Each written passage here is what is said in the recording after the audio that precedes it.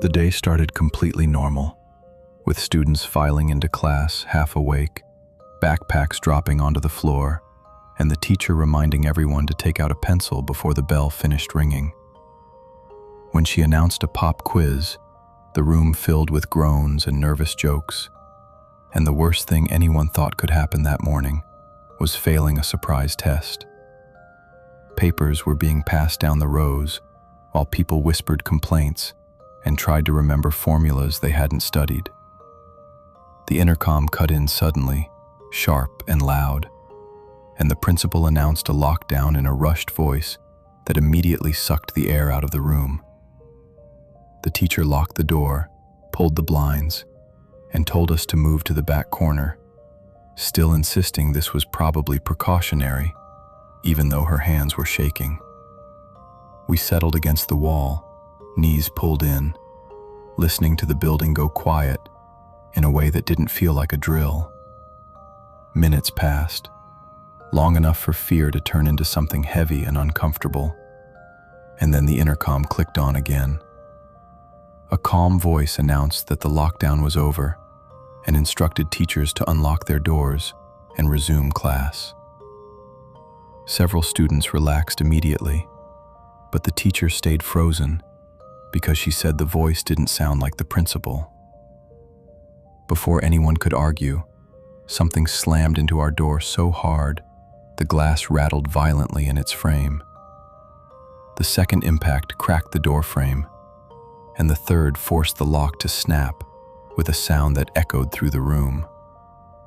The door flew open, and a man stumbled inside, eyes wild, gripping a fire extinguisher like a weapon and screaming that we had to get out, now. He pulled the pin and sprayed the extinguisher blindly, filling the classroom with choking white powder that burned our eyes and lungs as students screamed and tried to crawl away. Desks were knocked over as he shoved his way through the room, slipping on papers and kicking chairs aside, while yelling that the announcement was fake and that staying put would get us killed. When the teacher tried to reach the door, he swung the extinguisher at her, narrowly missing her head and smashing it into the whiteboard with a loud crack. He grabbed a student by the backpack strap and dragged them toward the exit, shouting that he wasn't going back and that he wasn't going to be trapped again. The hallway erupted with shouting as police rounded the corner, guns raised, screaming commands that barely cut through the chaos. The intruder tried to bolt, slipping in the extinguisher residue, and officers tackled him into a row of desks, hard enough to flip them onto their sides. The student he had grabbed collapsed onto the floor, coughing and crying, as officers restrained the man and dragged him out of the room.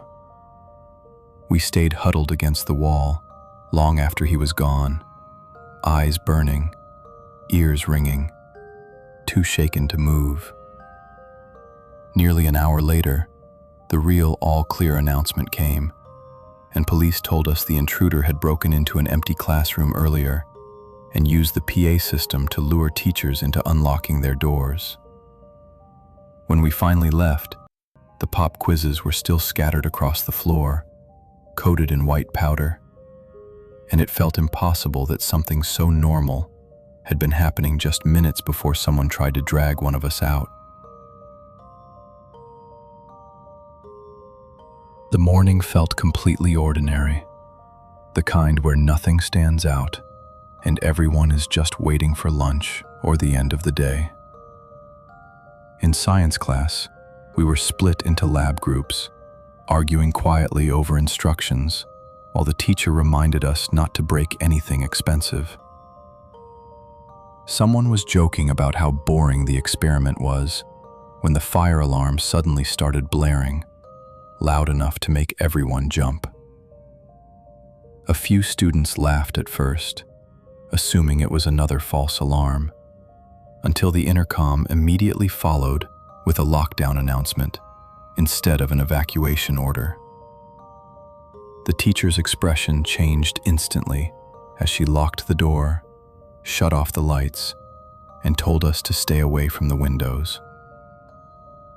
We crouched behind lab tables, confused about why a fire alarm and lockdown were happening at the same time. The smell of smoke reached us minutes later, faint but unmistakable, drifting under the door and making our throats burn. The fire alarm kept screaming as the smoke thickened, and panic set in because no one knew which danger we were supposed to escape. The teacher cracked the door open just enough to look into the hallway, and that hesitation was all it took. Someone slammed into the door from the other side, forcing it wide open and knocking the teacher to the floor. A masked intruder burst into the room, coughing violently, holding a fire extinguisher and slamming the door shut behind him, like he was trapping us with him. He screamed for everyone to get down and immediately sprayed the extinguisher, filling the room with thick white powder that burned our eyes and made it impossible to breathe.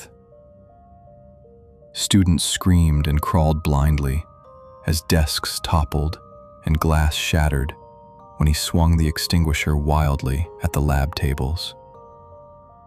He shouted that the fire alarm was the only way to make teachers unlock their doors, and that no one was listening fast enough. When a student tried to run, the intruder tackled them to the ground and dragged them by the hoodie back toward the center of the room. The teacher crawled toward the emergency phone, only for the intruder to kick it out of her reach and threaten to smash it if anyone moved again. Police voices suddenly thundered through the hallway, shouting commands as boots pounded closer and closer to the door. The intruder panicked, grabbed another student as a shield, and backed toward the door while screaming that he wasn't going back to jail. Officers kicked the door open and tackled him hard into a lab bench, sending equipment crashing to the floor as the student he was holding collapsed, sobbing. We stayed frozen in the chemical haze long after he was dragged out, coughing and shaking, unsure if it was actually over. Later, we were told he had started a fire in a bathroom to force doors open and had already broken into 2 classrooms before reaching ours. When we finally walked out, the hallway was filled with smoke, broken glass, and alarms still blaring, and it was impossible to believe we had been worrying about a lab grade less than an hour earlier.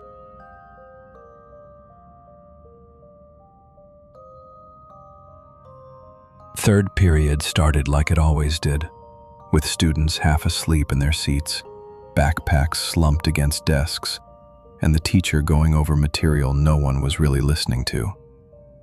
Outside the windows, students were still walking between buildings, laughing and shoving each other, and everything felt routine in the boring, predictable way school always does. About 10 minutes into the lesson, the intercom chimed and announced a lockdown in a calm, almost casual tone that made a few people roll their eyes. The teacher locked the door, pulled the blinds, and joked that it was probably just another drill while telling us to move to the back corner of the room. The joking stopped when we heard screaming echo down the hallway, followed by heavy footsteps running full speed past our classroom. Something slammed into a locker outside hard enough to dent metal, and a second later, a body crashed against our door. The handle rattled violently as someone tried to force it open. Then a fist smashed against the glass panel, cracking it instantly. Our teacher rushed forward to brace the door just as the lock snapped with a loud crack that echoed through the room. The door burst open, and a man stumbled inside, bleeding from his forehead and gripping a metal object in his hand as he screamed for us to get down. He flipped desks over aggressively, shouting that the police were coming and that no one was allowed to leave the room. When a student screamed and tried to run, the man grabbed them by the collar and slammed them against a desk hard enough to knock the air out of them. The teacher tried to intervene, and the man shoved her to the ground and dragged a table in front of the door to block it. Students cried and crawled across the floor as he paced back and forth, muttering to himself and checking the hallway through the broken glass. Police voices suddenly thundered from outside, shouting commands and demanding he drop whatever he was holding. The man panicked, swung toward the door, and was tackled mid-step as officers burst in, slamming him into the floor inches from where we were hiding. The student he had grabbed earlier was pulled away by another teacher, while officers restrained the man, who kept screaming that he wasn't supposed to be found yet. We stayed frozen against the wall long after he was dragged out, surrounded by overturned desks, shattered glass, and blood smeared across the floor. When we were finally escorted out, the hallway looked like a crime scene, and it felt impossible that third period had started with nothing more than complaints about homework.